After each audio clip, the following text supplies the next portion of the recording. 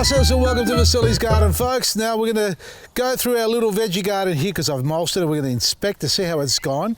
Now the previous episode that you saw, I did it on a cold day, and the day you watched it, it was a hot day.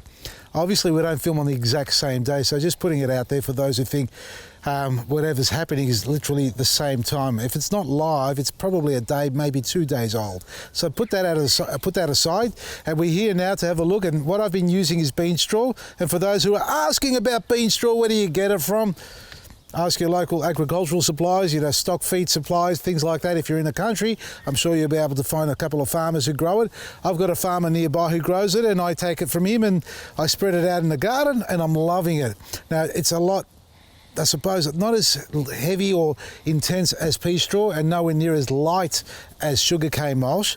It does map down well, but it doesn't interlock too much. So I'll give you the backstory here. I had to water it every day when it was hot, twice a day that is, before the mulch went down. And now I only water in the morning. And today I haven't watered because back down to 17 degrees. So from 35, 32, 38, whatever it got up to for 2 days, down to 17 today. And we are experiencing some really difficult problems with plants, in particular tomatoes, but that's not today's topic. Keep that in reference for the next episode. Let's have a look at this. Was watered yesterday morning around 7:30, 8 a.m. Did not water. It was stinking hot all day yesterday. Sunny, not overcast like it is now. And it actually became overcast late in the afternoon. It hasn't rained this morning. We had a little bit of dew on the ground. And let's have a look and see if it's moist. It's moist for me, but look underneath. This is what I want to show you. Have a look. Just get a good handful of it. So there is a little bit of moisture. Actually, it doesn't bond well, this soil. This is an old mix that we had in here. But you can see, I don't know if you can tell, I can tell, it's moist. It's damp on the fingers. And this is actually still damp too underneath. It is dry on top, but consider the fact that it was about 35 degrees. It's not hot. The cucumbers are actually looking better, the leaves. They were struggling. Now, it's gone cold again on them, unfortunately. They're not happy about the cold weather, but they have got cucumbers. We've been harvesting. Give me a second. I'm going to go around. What have we got here? I can't remember what I'm growing here. Oh, it's delicious. Wait, I've got to wash it. No, I don't. It's organic. Come on. Have a look at the growth. All the new growth on the capsicums. Even the cucumber here, the middle one, the grafted one. I'm actually going to plant another 2 or 3 in here, but that's a grafted variety and it's actually taken off. And I still haven't got the plastic on top. I'm actually going to do it today. I brought the plastic, I'm going to cover it up to here, and then build a door so it'll get the heat from above, a bit of a draft underneath until I get the door frame going on. Moisture. This is slightly different soil to the one next door, and you can see that. See? I've been working on different quality of soils everywhere. Now this one does cling beautifully, so this is actually a better mix than the soil in that bed there. And it's damp, it's holding its moisture beautifully. So I don't have to water. For that's 48 hours I can avoid watering here. That's the difference between mulching and not mulching. You save yourself on water, plus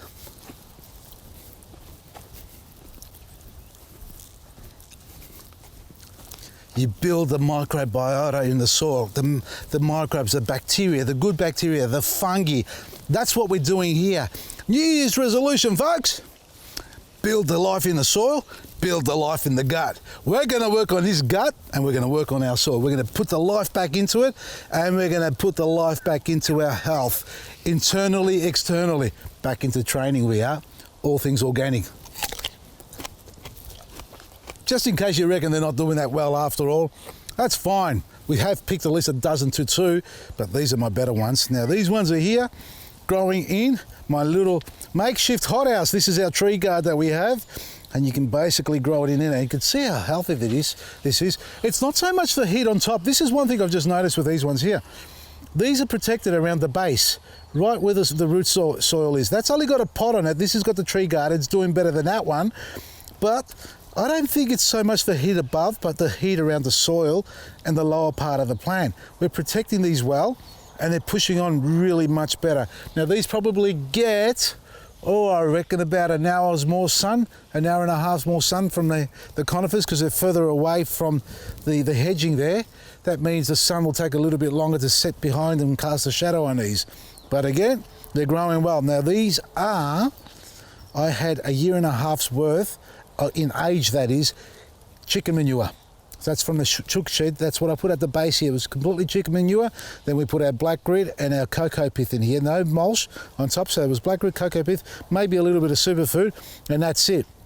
So these plants are doing well. These are the Italian Moluccas out in the open. They've copped a beating from yesterday's heat. I don't know if you noticed, but I reckon we've had a bit of sunburn on plants, not only our tomatoes. I've noticed it out in the garden on certain plants, our conifers down the other side. Yesterday, we might go for a walk there and do a segment on those ones then to show the difference, but there's a bit of scorching going on the surface of the leaves, some of them. I mean, this bed here is looking mighty fine, isn't it? We lost our basils because we had a chook run in here a couple of times and dug them out, but the basils that survived are doing okay. That's a spicy globe. Beetroot. We're actually forming quite well, these ones. Look at that. Really good. Happy with that. It's a light mix. Let's have a look at this. And there's no mulch in here. It's cocoa pith. Let's see if it's moist underneath. Yeah, you see the darkness in it? There is moisture. Probably needed a drink by this afternoon if the sun doesn't come out and burn them in beforehand.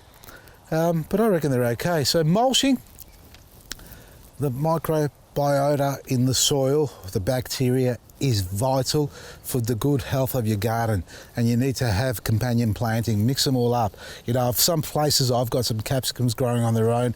In other areas I've got a mixture going on, and they're all doing mighty fine. It is important that we put the life back in the soil, and whatever's alive in the soil is pretty much identical to whatever's alive in your gut. And folks, it's all about real food, real gardens, real people.